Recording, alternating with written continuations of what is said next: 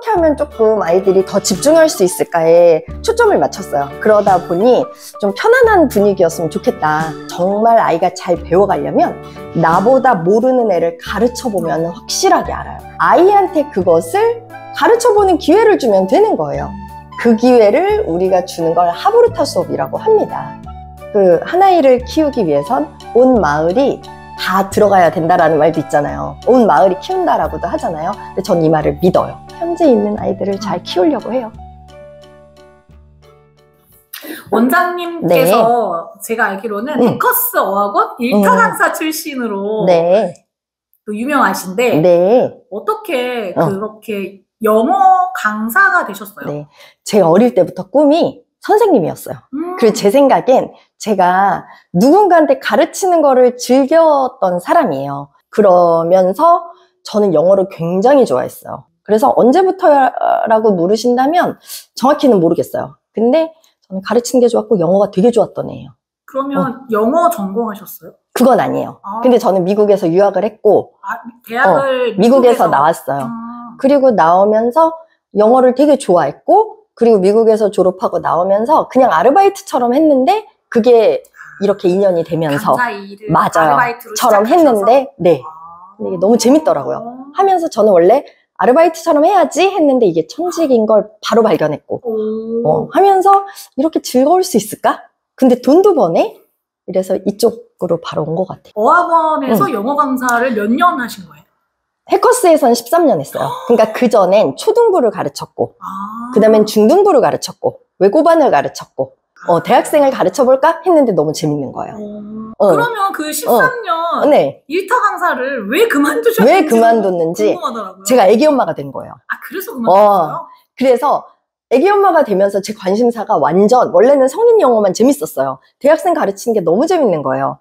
그런데 제가 아이를 낳고 큰아이를 낳고 둘째를 낳고 나서부터는 관심사가 확 어린아이 영어로 바뀐 거예요. 그전엔 대학생들을 가르치면서 사실 토익이라는 영어가 굉장히 어렵지는 않아요. 근데 얘네는 왜 초등학교 때 영어를 안 했나? 중학교 때 배울 영어인데 안 했나? 안 했어요. 그러다가 이제 제가 아이를 낳은 거죠. 그래서 조금 이제 유아 영어, 초등 영어로 관심이 확 틀어지게 되면서 내 아이를 이런 식으로 키웠으면 좋겠다. 이런 생각이 들기 시작하면서 유아 영어, 초등 영어 쪽으로 관심이 확 돌아서게 됐어요. 그럼 자연스럽게 학원을 오픈해야겠다 이렇게 되신 거예요? 그러면서 이제 대학생들 가르치는 시간대도 좀 안 맞게 되고요. 엄마가 되면서 자연스럽게 오픈하게 됐어요. 되게 크게 오픈하셨단 말이에요. 그래요. 첫 학원인데 맞아요. 어떻게 이렇게 큰 학원을 바로 오픈을 오픈하셨는지 좀 궁금했어요. 오픈을 하기 전에 교습소를 생각을 했는데 교습소는 하기 싫었어요. 너무 작아요. 내 성에 안 찼어요. 그리고 제가 또 가르쳤던 그게 있는데 그거보다 교습소는 원장이 직접 다 가르쳐야 돼요. 근데 저는 선생님의 도움을 받고 싶었어요. 오픈을 하기 전에 그 한국학원대학교에서 수업을 좀 들었어요. 그럼 거기 원장님들이 다 큰 원장님들을 더 많이 봤던 것 같아요. 그래서 그 원장님들을 많이 봤기 때문에 제 학원 규모가 그렇게 크다라고 생각하지 않았던 것 같아요. 그러면 자연스럽게 그냥 연결이 된 거네요. 그랬나 봐요. 그래서 사실 교습소를 먼저 하고 학원을 오픈할까? 그렇죠. 아니면 바로 학원을 할까 고민을 하긴 했어요. 그런데 저는 교습소 안 거치고 학원하기 너무 잘했다고 생각해요. 지금 돼보니. 개인적인 목표가 혹시 있으실까요? 어떤 원장님한테 이런 얘기를 들었어요. 선생님들하고 같이 성장하고 싶다. 근데 저는 이게 듣기 좋으라고 하는 말일 거라고 생각을 했거든요. 예전엔. 근데 저도 약간 그런 꿈이 생긴 것 같아요. 저만 잘 되는 거 말고. 여기 계신 선생님들? 우리 조직원들이 정말 우리 학원을 사랑하면서 같이 컸으면 좋겠다. 이걸 제가 우리 선생님들한테 얘기하면 과연 얼마나 믿을까 이런 생각이 드는데요. 저만 지금 생각이에요. 원장으로서 제가 느끼는 건 우리 선생님들한테도 많이 돌려주는 그런 원장이 되고 싶어요. 저는 아무래도 제가 마케팅 교육을 하고 또 요즘에는 제가 학원 원장님들 교육을 많이 하다 보니까 굉장히 힘들어하세요. 그런 분들한테 혹시 좀 뭔가 원장님의 2년 동안의 경험으로서는 어떤 말씀을 좀 해주고 싶으세요? 제가 일주일에 4개 발행. 인스타는 피드가 한 1000개는 돼 있을 것 같은데요. 그럼 2년이면 700 몇십 일이잖아요. 그럼 하루에 하나 이상이에요. 몇 개죠? 1025개라고 얘기하네요. 그러면 한 1.5개인가? 그래요? 정말 하루에 한 개 이상 무조건 한 거죠. 하나 이상 피드가 올라가죠. 릴스는 일주일에 3개 이상 해요, 요즘엔. 오픈 전에도 이미 6번의 설명회를 할 정도면 사실 굉장히 홍보를 많이 한 거잖아요. 계속 했어요. 그래서 개원한 날 23명이었나? 그 학생으로 시작을 했어요. 그러면 좀 이어서 설명회는 좀 잘하는 방법이 있을까요? 지금 설명회요. 많다 보니까. 네. 무조건 등록으로 연결이 안 돼도 돼요. 너무 등록으로 연결을 하려고 그러면 부담스러워서 오겠어요. 그러니까 너무 그러면 등록으로 연결 안 하고 원장님의 철학을 보여준다라고 생각을 하시면, 그러니까 저도 그럴 것 같아요. 저도 아이가 있는데 원장님이 막 등록에만 너무 이렇게 돼 있으면 나도 부담스러워 못 갈 것 같아요. 그러니까 그걸 조금 내려놓으시고 그러면 이제 60명이 있을 거 아니에요. 간담회부터 시작을 하시고 그럼 수학학원이다 예를 들면 그러면 그 동네에 어머니들께 알린다 우리 학원을. 그러면 60명인데 더 늘리고 싶다면 무료 수업을 또 이렇게 설명회를 통해서 오신 분들 무료 수업을 한번 해보신다든지 이렇게 여력이 되신다면 그런 것도 해보시고. 설명회를 한다고 했는데 안 올까봐. 안 올까봐. 맞아요. 어떻게 홍보하셨어요, 설명회를? 설명회 블로그로 올리고요.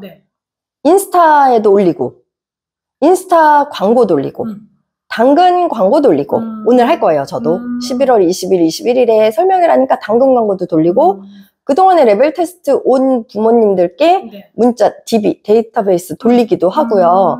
저도 그러면 그래요. 안 오면 어떡하지? 뭐 이런 거 있죠. 당연히. 근데 어떤 원장님이 그러시더라고요. 몇 명 안 올 때 오히려 등록한다. 많이 온다고 등록하지 않아 라고 얘기를 해주셨어요. 또 집중을 해서 뭔가 왜냐면 한 4명 오잖아? 그럼 2명 등록한 적도 있어. 그래서 제가 정말 조금 왔을 때 오히려 힘나서 했어요. 그랬더니 정말 한 4~5명 오셨는데 1명 등록하시더라고요. 설명회를 했어요. 근데 적었어요, 사람이. 그러면 의기소침해지잖아요. 근데 그리고 세월이 지나서 다시 그 당시에 그 설명회 리스트를 봐요. 근데 그 애가 다니고 있어요. 어떤 원장님들은 그러시더라고요. 좀 이렇게 사람들 앞에서 말하는 게 쉽지 않다. 쉽지 않다. 그런 분들은 어떻게 할까요? 하지 말까요? 아니요. 하면 늘지 않을까요? 맞아요. 하면 늘지. 무조건. 그러면 처음엔 그럴 수 있어요. 근데 해본 사람이 말을 잘해요. 맞아요. 근데 저는 사실 해커스 때고 그전에고 설명회라는 걸 그냥 계속 했던 사람이라 저는 대중 앞에서 말하는 게 그렇게 떨리지 않아요. 그전에 그러면 저는 수없이 많이 해왔기 때문이에요. 그쵸. 지금 떨리시면 그래도 오늘 해야죠. 10년 뒤도 떨리고 맞아요. 내년도 떨리고 늘 떨려요. 그래서 그냥 오늘 시작을 하는 게 그래도 낫지. 오프라인 마케팅에 그럼 설명회 하시고 학교 앞에 홍보도 나가시고 해요. 또 뭐 전단지? 전단지도 그 아파트에 붙이는 것도 해요. 그쵸. 가끔씩 해요. 학교 앞에 나가서 전단지 같은 것도 주고 선물도 주고 맞아요. 그런 거 하잖아요. 해봤어요. 많이 하셨죠? 했어요. 그런 거 할 때 뭐 꿀팁 있나요? 꿀팁이요. 그 초등 앞은 여름에는 부채가 좋았고요. 지금 계절은 약간 무조건 사탕이 든대요. 먹는 거. 먹는 거. 초등 저학년일수록 먹는 게 들어가야 이렇게 보고 먹는 게 있어야 없으면 제가 뭐를 했냐면 휴지를 했단 말이에요. 안 받던데요. 그래서 휴지에 사탕을 넣었어요. 그랬더니 받아가요. 중학생은 안 받아요. 우리 엄마가 이런 거 받지 말래요. 뭐 이런 애도 있어요. 그냥 나눠주는 거예요. 영혼 없이. 그냥 이렇게 나눠주면 되는 거예요. 그럼 학교 앞에 나가시는 거는 얼마나 자주 가요? 한 달에 한 번 정도? 한 달에 한 번 정도? 그럼 한 달에 한 번 학교 앞에 나가고 한 달에 2번 설명회 하시고 그다음에 전단지도 꼬박꼬박 계속 그거는 그냥 제가 하고 싶을 가끔씩? 때 지금은 해야 될 시기라 지금은 좀 합니다. 지금이 설명회가 조금 하면 좋을 시기야. 왜냐면 새학년을 맞이하기도 하고 학원을 좀 알아볼까 하는 시기니까 이때쯤 저는 씨 뿌리기라고 하는데 그걸 좀 합니다. 방학 되기 전에 하는 게 맞아요. 좋아요? 그리고 겨울방학 특강을 지금 좀 막 알리고 이러는 시기라 지금 좀 많이 합니다. 엄청 바쁠 때네요. 지금. 바쁠 때요. 바쁘게 돌아갑니다. 지금은 어떤 마케팅에 좀 주력하시고 그 다음에 또 해보셨던 마케팅 중에서 좀 효과가 좋았던 거? 저는 무조건 블로그예요. 블로그는 무조건 해야 돼요. 왜냐면 학부모님들이 블로그를 보죠. 검색해서. 네이버 플레이스와 블로그예요. 그쵸. 네. 이 두 가지예요. 무조건. 그러니까 인스타로 보고 네이버 플레이스로 검색한 후에 블로그 타는 거예요. 오프라인 마케팅과 온라인 마케팅. 네. 이 효과를 어떻게 생각하세요? 저는 온라인. 진짜요? 네. 오프라인을 하는 이유는 그래도 이렇게 열심히 한다, 원장이. 건재하다. 아직도 열정 있다. 그럼요. 그리고 오프라인으로 나가면 제가 힘을 받아와요. 그래요? 네. 어머나 우리 조직원들은 힘이 아직 이렇게 애들이 많네. 우리 학원 안 다니는 애들 이렇게 내가 모르는 애들이 많네. 또는 우리 학원 다니는 애들 또는 다녔던 아이들이 원장님 하고 와요. 맞아. 근데 애들이 커 있어요. 그럼 너무 예쁜 거 있죠. 또는 우리 학원 다니는 애들이 막 저기서부터 달려와요. 원장님 뭐 우리 학원 원장님이야 뭐 이런단 말이에요. 얘들아 뭐 그리고 막 예를 들어 우리가 뭘 준다 부채준다 그럼 원장님 몇 개 주세요 하고 지네가 나눠주고 있어요. 얼마나 예뻐요. 그래서 힘을 받아와요. 여름에 진짜 힘을 많이 받았어요. 원장님께서 제가 보니까 너무 긍정적이시죠. 그래요? 제가 받으려고 나가요. 모든 일에 다 그래요? 모든 일을 다 결국에는 긍정적으로 만드시는 능력이 있으신 것 같아요. 제가 보니까. 감사하죠. 지금이 이제 또 시기상 겨울방학을 앞두고 있으니까 네. 겨울방학을 앞두고 지금 이런 마케팅은 꼭 하세요. 딱 하나만. 겨울방학 준비하셔야 됩니다. 겨울방학 특강 계획 짜시고요. 특강을 빠르게 학부모님들께 알려주셔야 돼요. 그러면 네. 겨울방학 특강으로 매출을 더 올릴 수 올려야죠. 있는 거니까. 그렇죠. 겨울방학 특강에 대해 물론 이게 매출을 올리자라기보다는 어떤 학부모님은 정말로 알고 싶어요. 그러니 알려드리자.